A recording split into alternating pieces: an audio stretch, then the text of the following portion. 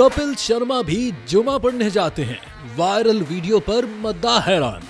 शानदार हिस्से मजाक की बदौलत करोड़ों दिलों पर राज करने वाले मारूफ भारतीय कॉमेडियन और टेलीविजन मेजबान कपिल शर्मा की जुमे के रोज शलवार कमीज पहनकर भारत के शहर भोपाल में बाइक राइडिंग की वीडियो ने मद्दाहों की तवज्जो हासिल कर ली। कॉमेडी शो के बाद साल 2015 की कामयाब कॉमेडी फिल्म किस किस को प्यार करूं के साथ बॉलीवुड में डेब्यू करने वाले कपिल शर्मा की बाइक राइड वीडियो ने मद्दाहों को तशवीश में मुब्तला कर दिया। Photo and video sharing app Instagram पर वायरल होने वाली वीडियो बड़े पैमाने पर सोशल मीडिया पर गर्दिश कर रही है।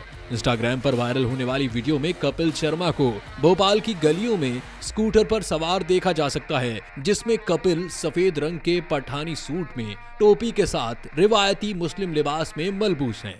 भारतीय मीडिया के मुताबिक कपिल शर्मा अपनी अपकमिंग फिल्म की शूटिंग में मसरूफ हैं, जो भोपाल की मोती मस्जिद और इकबाल मैदान जैसे मशहूर मकामात के आसपास हुई।